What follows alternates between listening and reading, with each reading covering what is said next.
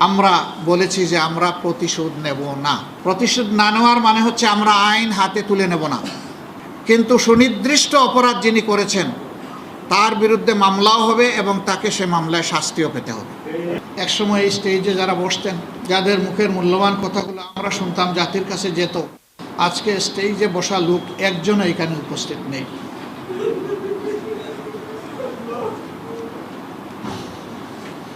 তারা চলে গিয়েছেন মৌলার কাছে, রেখে গিয়েছেন আমাদের কাঁধের উপর আমানতের বিশাল ভার। তাদের অপরাধ ছিল এই আয়াতটি যে প্রেক্ষাপটে নাজিল হয়েছিল, এইবারকার হজের মৌসুমে আল্লাহ তাআলা আমাকে সেই জায়গাটায় নিয়ে গিয়েছে। 1000 বছর পুরানো এবং পুরানো মানুষগুলোর হাড্ডি এখনো রয়ে গিয়েছে। এগুলো চিৎকার দিয়ে বিশ্ববাসীকে বলছে, তোমরা সাক্ষী থাকো, আমরা তাওহীদবাদী হওয়ার কারণেই আমাদের উপর জুলুম করা হয়েছিল, আমাদেরকে জিতা পুড়িয়ে মারা হয়েছিল, আমাদের নেতৃবৃন্দের এক এক করে 11 জনকে আমাদের বুক থেকে ছিনিয়ে নেওয়া হয়েছে, 5 জনকে দেওয়া হয়েছে মিথ্যা অভিযোগের ভিত্তিতে, বানানো তদন্ত এবং মিথ্যা সাক্ষ্যের ভিত্তিতে, সাজানো আদালতের ভিত্তিতে রায় দিয়ে তাদেরকে ফাঁসির মঞ্চে তুলে হত্যা করা হয়েছে, গুম করা হয়েছিল। গুমের শিকার এই সমস্ত বন্ধুদের উপর দিয়ে যে তাণ্ডব গিয়েছে, আল্লাহ তাআলা তাদের 2 জনকে মুক্ত করার পর আপনারা এখন তা জানতে পাচ্ছেন, তাদের মুখ থেকেই আপনারা শুনতে পাচ্ছেন তাদের সাথে কি আচরণ করা হয়েছে। আয়নাগর নামের এক ধরনের গ্যাস চেম্বারে তাদেরকে ঢুকিয়ে রাখা হয়েছিল।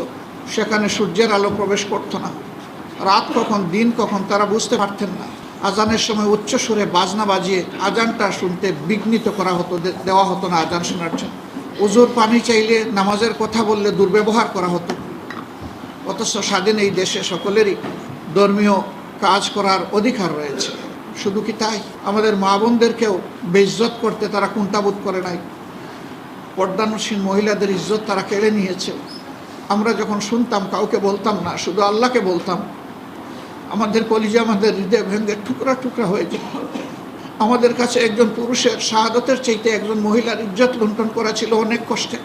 এটা শোনা, সম্মানিত ভাইয়েরা, এখানেও তারা থামেনি। হাজার হাজার মিথ্যা মামলা দিয়ে বিভীষিকাময় অবস্থা তৈরি করে লক্ষ লক্ষ মানুষকে দফায় দফায় জেলে নেওয়া হয়েছে।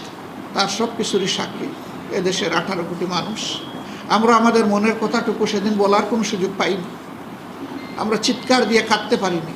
বাপ বেটা একই টেবিলে বসেছেন খাওয়ার জন্য, দুপুরের খাবার নেবেন, তুলে এনে বলা হয়েছে রাষ্ট্রের বিরুদ্ধে ষড়যন্ত্র করতে তারা বসেছিলেন গোপন বৈঠকে। নিজের বাসায় নিজের ঘরে বাবা আর ছেলে টেবিলে বসে খাবার নিচ্ছেন, এইটাও অপরাধ। এরকম কত হাজার অপরাধ আমাদের সাথে করা হয়েছে, তার হয়তো টানা কয়েকদিন বলা যাবে, তারপরেও শেষ হবে না। আমি চুম্বকে কিছু বিষয় আপনাদের সামনে চেষ্টা করেছি মাত্র। এও সাক্ষী আপনারা যে বিশ্বের কোথাও এরকম কোনো এভিডেন্স আসছে কিনা আমি জানি না। আমার সামান্য অভিজ্ঞতা, ইতিহাস জ্ঞান, এর থেকে আমি কোথাও খুঁজে পাইনি রাজনৈতিক প্রতিপক্ষকে দমন করার জন্য তাদের বাড়িঘর বুলডোজার চালিয়ে ধ্বংস করে দেওয়া হয়েছে। আমার কাছে এমন কোনো নজির নেই। আমাদের সাথে সেই আচরণটাও করা হয়েছে। শুধু নেতৃবৃন্দ নন, সারা দেশে ছড়িয়ে ছিটকে থাকা আমাদের সহকর্মীদের উপরে তাণ্ডব চালানো হয়েছে। এখনও গুমের শিকার হয়ে অনেকেই আছেন যাদের খবর আমরা জানি না। 2 জনকে কেবল আমরা আমাদের বুকে ফিরে পেয়েছি, তাতে আমি আল্লাহর শুকরিয়া আদায় করছি। সারা বাংলাদেশে পুরুষ মহিলা শত শত খুন করা হয়েছে। আমাদের প্রত্যেকটা রাত, প্রত্যেকটা দিন উদ্বেগ উৎকণ্ঠার মধ্যে ছিল। আমরা আমাদের আপনজনদের মুখ দেখতে পারিনি। মাস চলে গেছে, বছর চলে গেছে, আমরা দেশে অবস্থান করি, কিন্তু আপনজনদের সাথে আমাদের মুলাকাতের পরিবেশ ছিল না। আমাদের অফিসগুলো সব জায়গায় বন্ধ করে রাখা হয়েছিল। হুমকি ধমকি, অফিসের লুণ্ঠন, প্রয়োজনীয় জিনিসপত্র সব তাই করে নেওয়া হয়েছে। কোনো জায়গায় আমাদেরকে সামান্য কোনো স্পেস দেওয়া হয়নি, যেন আমরা এই দেশে কোনো মানুষ তো নই, এদেশে জন্ম নেওয়া কোনো প্রাণীও বোধহয় আমরা নই। এরকম নিষ্ঠুর আচরণ আমাদের সাথে করা হয়েছে। তরচাঁদা যুবককে তার মায়ের বুক থেকে টেনে নিয়ে তাকে খুন করা হয়েছে। 5 দিন 7 দিন গুম করে রাখার পর নাটক সাজিয়ে বলা হয়েছে অমুক জায়গায় হামলার জন্য প্রস্তুতি নিচ্ছিল। সেই অবস্থায় পুলিশ ঘেরাও করে ধরে নিয়েছে এবং তারপরে যখন অস্ত্র উদ্ধারে বের হয়েছে তখন পাল্টা দিক থেকে গুলি আসলে পুলিশের গুলি এবং পাল্টা দিকের গুলিতে সে মারা যায়। সবগুলা গুলির ঘটনা ছিল পিছন দিক থেকে খুন করা। যে দুই একজন বেঁচে এসেছেন তারা বলেছেন যে হাতে হ্যান্ডকাপ দিয়ে আমাদেরকে বলা হতো সামনের দিকে হাঁটো, হঠাৎ করে গুলি এসে কাউকে নিয়ে যেত দুনিয়া থেকে তুলে। এরকম ছিল সেই দিনকার অবস্থা। আয়নাগরের কথা যখন প্রথমে আসলো অনেকে বিশ্বাস করেননি যে এইটা কি একটা সভ্য দেশে সম্ভব, কিন্তু এখন বাস্তবতা প্রমাণ করে চিৎকার দিয়ে বলছে হ্যাঁ, এই দেশে হিটলারের গ্যাস চেম্বার তৈরি করা হয়েছিল। অ্যাডলফ হিটলার তার অপকর্মের কারণে দুনিয়া এখনও ধিক্কৃত। যারা এই অপকর্ম করেছেন তাদেরকে দুনিয়া এবং আখেরাত দুই জায়গায় আমরা বিশ্বাস করি যে তাদের পাওনার মুখোমুখি হতে হবে। সম্মানিত ভাইরা, শুধু জামাত ইসলামী নয়, এখানে বিরোধী দল বিএনপি, উলামায়ে কেরাম, বিভিন্ন ধর্মীয় সংগঠন, তাদের উপরেও একই ধরনের তাণ্ডব চালানো হয়েছে। যদিও জামাতের উপর তাণ্ডবটা ছিল ভিন্ন মাত্রা এবং ভিন্ন গভীরতার, কিন্তু সবার উপরেই কম বেশি তাণ্ডব চালানো হয়েছে। হাজার হাজার আলেমকে বিভিন্ন ছুথানাতায় ধরে নিয়ে বছরের পর বছর কারাগারে রাখা হয়েছে। যখন আদালতে নেওয়া হতো, কাস্টডিতে চোখ পড়ত, বয়স্ক বিশিষ্ট উলামায়ে কেরামের পায়ে বেড়ি, হাতে হ্যান্ডকাপ, নিজেকে ধরে রাখা কঠিন হতো। পুলিশকে ডেকে একবার বলেছিলাম যে ওনার বেড়িটা খুলে আমার পায়ে পরায় দেন, আমার সহ্য হচ্ছে না এই দৃশ্য দেখা। যারা কোরআন হাদিসের উস্তাদ, যাদের হাজার হাজার ছাত্রছাত্রী তাদের জন্য হাত তুলে দোয়া করে, আজকে তাদের পায়ে বেড়ি, এটা সহ্য করতে খুব কষ্ট হয়। এই অবস্থা গিয়েছে। শাপলা চত্বরে 2013 সালের 5 মে যা হয়েছে তা তৎকালীন সরকারের মন্ত্রীরা নিজের মুখে স্বীকার করেছে, বলেছে এসেছিল এক রাতে সাফ, এবং গর্ব করে এই কথাগুলো বলেছে। বারবার হুমকি দিত বাড়াবাড়ি করলে শাপলা চত্বরের পরিণতি হবে। তাইলে পরিণতিটা কি তারা সেদিন করেছিল, তাদের কথার থেকে এটা পরিষ্কার। এইটাও এক ধরনের গণহত্যা, একটা বংশকে পুরাপুরি শেষ করে দেওয়ার এই খায়েশ ছিল। আমরা এই সরকারের দুঃশাসনের 15.5 বৎসর আমাদেরকে রাস্তায় নামতে দেওয়া হয়নি। নতুন কালচার চালু করেছিল, তাদের অনুমতি নিয়ে তাদের বিরুদ্ধে মিছিল করতে হবে। হাস্যস্কর ব্যাপার। আমরা ওইটার তোয়াক্কা করি নাই প্রথম দিকে। আমরা আমাদের সামর্থ্য অনুযায়ী সকল অন্যায়েরই প্রতিবাদ করার চেষ্টা করেছি। এর মধ্যে তিনটা অগ্রহণযোগ্য, একেবারেই বাজে 3টা নির্বাচন তারা চলে বলে কৌশলে অনুষ্ঠান করে নিয়েছিল, যেটাতে জনগণ ভোট দিতে যাওয়ার কোনো পরিবেশ পায়নি অথবা যায়নি। আর একটাতে তো আগের রাতেই সব শেষ হয়ে গেছে। দিন পর্যন্ত ধৈর্য ধরার তাদের সেই রকম সৎসাহস ছিল না। গরিব দেশের কিছু চতুর ধনী মানুষ জনগণের সম্পদ লুণ্ঠন করে, ব্যাংকগুলা ফুকলা করে দেশের বাইরে অর্থ নিয়ে গিয়েছে। এই অর্থ আপনার, এই অর্থ আমার, এই অর্থ 18 কোটি মানুষের। এদেরকে আইনের আওতায় এনে দুনিয়ার যেখানেই থাকুক এদেরকেও ফিরে আনতে হবে, অর্থও ফিরে আনতে হবে, এবং এই ক্ষেত্রে সবাইকে সোচ্চার ভূমিকা পালন করতে হবে। এদেরকে কোনোভাবেই ক্ষমা করা যায় না। এরা জাতির দুশ্মন, এরা ডাকাত, এরা লুঠেরা। এদের হাত থেকে দেশকে অবশ্যই রক্ষা করতে হবে, এবং আগামী দিনে আমরা সকলেই এখান থেকে শিক্ষা নিয়ে আগামীর পথ চলবো, এটা আমরা আশা করি। ছাত্র সমাজ এই আন্দোলন শুরু করলেও এই আন্দোলনের সকল শ্রেণী, পেশা এবং বয়সের মানুষ সম্পৃক্ত হয়ে গিয়েছিল। কোলের 1.5 মাসের শিশু থেকে শুরু করে 90 বছরের বৃদ্ধ পর্যন্ত রাস্তায় নেমে এসেছিল। মা তার 1.5 মাসের শিশুকে কোলে নিয়ে রাস্তায় এসেছিলেন। আপনারাই একজন প্রশ্ন করেছিলেন, এই ঝুঁকিপূর্ণ অবস্থায় এই কচি শিশুটাকে নিয়ে আপনি রাস্তায় কেন?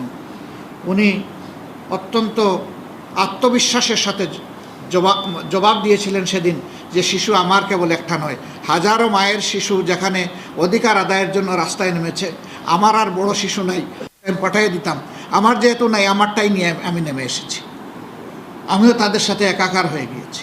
মহিলাদেরকে জিজ্ঞেস করা হয়েছে আপনি আসছেন কেন? বলে আমার ছেলেমেয়েরা যেখানে বুক পেতে দিয়েছে সেখানে আমি ঘরে বসে থাকতে পারি না, আমিও বুক পেতে দিতে চাই। এখানে সকল শ্রেণী, পেশার, বয়সের মানুষ সবাই নেমেছিল। রাজনৈতিক দলগুলা তাদের অবস্থান থেকে এই আন্দোলনকে সর্বাত্মক সমর্থন এবং সহযোগিতা দিয়েছিল, কিন্তু এই আন্দোলনের অগ্রভাগে ছিল আমাদের ছাত্র, তরুণ এবং যুবক সমাজ। আমি আজকে তাদেরকে অভিনন্দন জানাচ্ছি। এর আগেও আমি জানিয়েছি, আজকে আমাদের মজলিসে শুরার এই বিপ্লবোত্তর প্রথম অধিবেশনে বা গণ-অভ্যুত্থানোত্তর প্রথম অধিবেশনে আমি আরেকবার তাদেরকে মোবারকবাদ জানাই, অভিনন্দন জানাই। মহিলাদেরকে জিজ্ঞেস করা হয়েছে আপনি আসছেন কেন? বলে আমার ছেলেমেয়েরা যেখানে বুক পেতে দিয়েছে সেখানে আমি ঘরে বসে থাকতে পারি না, আমিও বুক পেতে দিতে চাই। এখানে সকল শ্রেণী পেশার বয়সের মানুষ সবাই নেমেছিল। রাজনৈতিক দলগুলা তাদের অবস্থান থেকে এই আন্দোলনকে সর্বাত্মক সমর্থন এবং সহযোগিতা দিয়েছিল, কিন্তু এই আন্দোলনের অগ্রভাগে ছিল আমাদের ছাত্র, তরুণ এবং যুবক সমাজ। আমি আজকে তাদেরকে অভিনন্দন জানাচ্ছি।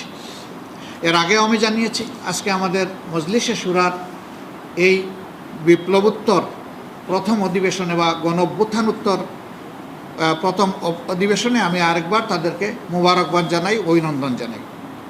তারা জাতিকে স্বস্তির নিঃশ্বাস এনে দিয়েছে। আল্লাহ তাআলা তাদেরকে দুনিয়া এবং আখিরাতে দুই জায়গায় মর্যাদামণ্ডিত করুন। এই অসাধ্য সফল করতে গিয়ে, সাধন করতে গিয়ে যারা দুনিয়া থেকে বিদায় নিয়েছে, বুলেট যাদের বুক ঝাঁঝরা করে মা থেকে আলাদা, বাবা থেকে আলাদা করে ফেলেছে চিরতরে, ভাইকে বোন থেকে নিয়ে গেছে, বোনকে ভাই থেকে নিয়ে গেছে, আমাদের যুবতী বোনদেরকে বিধবা বানিয়েছে, বাচ্চাদেরকে এতিম বানিয়েছে। আমরা সেই সমস্ত শহীদানের প্রতি শ্রদ্ধা নিবেদন করে আল্লাহর দরবারে তাদের মাগফিরাত এবং মর্যাদা কামনা করছি। আল্লাহ তাআলা তাদের পরিবারকে এই সুখ বহন করার তৌফিক দান করুন এবং উত্তম সবর করার তৌফিক দান করুন। যারা আহত হয়েছেন, মহান মনিবের দরবারে দোয়া করি আল্লাহ তাদেরকে সুস্থতার নিয়ামত দান করুন। সম্মানিত বন্ধুগণ, এটি ছিল সুস্পষ্ট গণহত্যা। যাদের মাথায় উঠে যে কোনো মূল্যে গদি আমার টিকিয়ে রাখতে হবে, মানুষ যা মারা যাক কোনো অসুবিধা নেই। এই জন্যে আপনারা সাক্ষী, শুধু স্থলমার্গেই এই গুলি চালানো হয়নি, আকাশ থেকেও গুলি চালিয়ে মানুষকে হত্যা করা হয়েছে। এগুলা ছিল দুঃখজনক। এই দৃশ্য একটা স্বাধীন দেশের নাগরিক দেখতে হবে, এর জন্য আমরা মানসিকভাবে প্রস্তুত ছিলাম না। আবার বিভিন্ন সময় ইন্টারনেট সেবা টোটালি বন্ধ করে দিয়ে সেখানে যাদেরকে হত্যা করা হয়েছে তাদের লাশ গুম করা হয়েছে। সর্বশেষ আপনারা দেখেছেন আশুলিয়ার ঘটনা, সেখানে ট্রাকের উপরে লাশের স্তূপ, তারপরে ধরিয়ে দেওয়া হয়েছে আগুন। আমরা কোন সভ্যতায় বসবাস করছি? এই সমস্ত গণহত্যা যারাই সংগঠিত করেছে তাদেরকে অবশ্যই আমরা সরকারের কাছে দাবি জানাবো, অবশ্যই তাদেরকে বিচারের এবং আইনের আওতায় আনতেই হবে। এই গণহত্যা ক্ষমা করার কারো অধিকার নেই। দল হিসাবে 15.5 বছর আমাদের সাথে যে বৈরিতা করা হয়েছে, আমাদের নিবন্ধন কেড়ে নেওয়া হয়েছে, অফিসগুলোতে তালা ঝুলানো হয়েছে, আমাদেরকে স্বস্তির সাথে চলতে দেওয়া হয়নি, দফায় দফায় আমাদেরকে নির্যাতন করা হয়েছে বিভিন্নভাবে, শেষ পর্যন্ত আমাদেরকে শেষ মুহূর্তে দিশাহারা সরকার নিষিদ্ধ ঘোষণা করে তারপরে তাদের কলিজা ঠান্ডা করেছে। আমরা বলেছি যে আমরা প্রতিশোধ নেব না। প্রতিশোধ না নেওয়ার মানে হচ্ছে আমরা আইন হাতে তুলে নেব না, কিন্তু সুনির্দিষ্ট অপরাধ যিনি করেছেন তার বিরুদ্ধে মামলাও হবে এবং তাকে সে মামলায় শাস্তিও পেতে হবে। গণহত্যার বিচার করতে হবে, আবার 15.5 বছর ধরে যে সমস্ত অপরাধ করা হয়েছে সেইটারও বিচার করতে হবে। তখন সরকারের প্রধান নির্বাহী থেকে শুরু করে সকলেই তারা বলতেন, এবং এটি আইনের কথা, যে আইন সকলের জন্য সমান, কেউ আইনকে ফাঁকি দিতে পারবেন না। আমরা সেই সমান আইনের প্রয়োগটা এখন দেখতে চাই। তবে এটা ঠিক, এই আইনের আশ্রয় নেওয়ার নামে একজন নিরপরাধ মানুষও যাতে হ্যারাসমেন্টের শিকার না হয় সেটাও আমাদেরকে খেয়াল রাখতে হবে।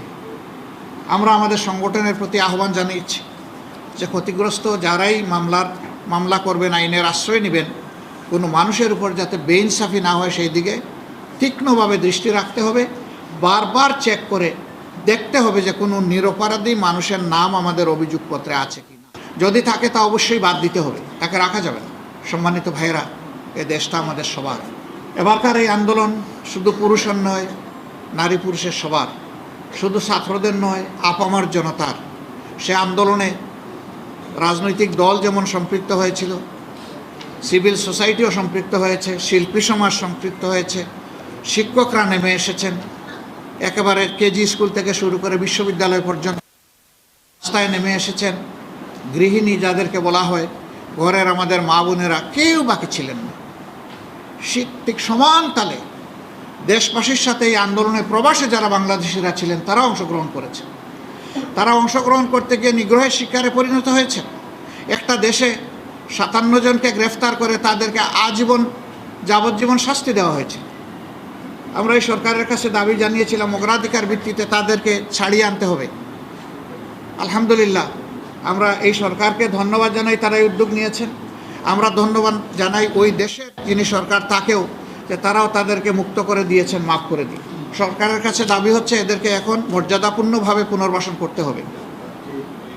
শুধু তাই নয়, যারা মিডিয়ায় সমান তালে 15.5 বছর স্বৈরাচারী শাসন ব্যবস্থার বিরুদ্ধে কথা বলেছেন, জনমত সংগঠিত করেছেন, তাদেরকে প্রবাসেও হেরাস করার চেষ্টা করা হয়েছে, তাদের স্বজনদেরকে দেশের বুকে হেরাস করার চেষ্টা করা হয়েছে। আপনারা একজনের কথা অন্তত স্মরণ থাকার কথা, আপনাদেরই সম্প্রদায়ের কনক সরওয়ার, তার বোন রাখার সাথে কি আচরণ করা হয়েছে এটার সাক্ষী আপনারা। ভাইয়ের অপরাধের জন্য অপরাধী যদি হয়ে থাকে, আমরা এটাকে অপরাধ অবশ্যই মনে করি না, কেন বোনকে শাস্তি পেতে হবে? বাবাকে অ্যারেস্ট করতে এসেছে, পায় নাই, ছেলেকে নিয়ে গেছে, ছেলেকে অ্যারেস্ট করতে এসেছে, পায় নাই, বাবাকে নিয়ে গেছে, মাকে নিয়ে গেছে, বোনকে নিয়ে গেছে। কোন অসভ্য জগতে আমরা ছিলাম? সাংবাদিক বন্ধুগণ, আজকে সময় এসেছে বিভক্ত জাতিকে ঐক্যবদ্ধ করার। অন্যায় অসত্যের বিরুদ্ধে যেমন আমরা সোচ্চার থাকব, ঠিক জাতির এই কাঙ্ক্ষিত পরিবর্তনকে কেউ যাতে ব্যর্থ করে না দিতে পারে, এই জন্য সকলে মিলে আমরা পাহারাদারি করব। এটা একার রাজনৈতিক দলের কাজ নয়, এটা আপামর জনগণের। তবে বিশেষভাবে দায়িত্ব বর্তায় দুইটা সম্প্রদায়ের উপর। একটি হচ্ছে রাজনৈতিক দল কিংবা নেতৃবৃন্দ, আরেকটা হচ্ছে সাংবাদিক সমাজ। এই দুই সমাজকে বলা হয়, তাদের আই হচ্ছে 4D আই। তারা 4 ডাইমেনশনে চতুর্দিক থেকে জাতিকে দেখেন। এই জন্য মিডিয়াকে বলা হয় ওয়াচডগ, বলা হয় জাতির দর্পণ, আর মিডিয়া কর্মীদেরকে বলা হয় তারা হচ্ছেন জাতির বিবেক। আমরা এই জাতির বিবেক বন্ধুদেরকে অনুরোধ করব যে ইনশাআল্লাহ অতীত যা হয়েছে হয়েছে, ভবিষ্যতে অবশ্যই আমরা সাদাকে সাদা বলবো এবং কালোকে কালো বলবো। সেই কালোর জায়গায় আমি কিংবা আমরাও যদি থাকি, আমাদেরকেও ছাড়বেন না আপনারা, আমাদেরকেও ধরবেন, আমাদেরকেও আপনারা সমালোচনা, আমাদেরকে সংশোধন করে দেওয়ার চেষ্টা করবেন। কারণ জাতির জন্য আমরা চিন্তা করি, আমাদের ভুলের কারণে জাতি ক্ষতিগ্রস্ত হোক, এটা আমরা চাই না। কেউ যেন আপনাদের এই সতর্ক চোখ এড়িয়ে যেতে না পারে, সেই দিকে আপনারা নিঃসংকোচে, নির্ভয়ে, সাহসিকতার সাথে মুক্ত হাতে আপনারা কলম চালাবেন, মুক্ত মুখে আপনারা বয়ান দেবেন। কাউকে আপনারা পরোয়া করবেন না আল্লাহ তাআলা ছাড়া।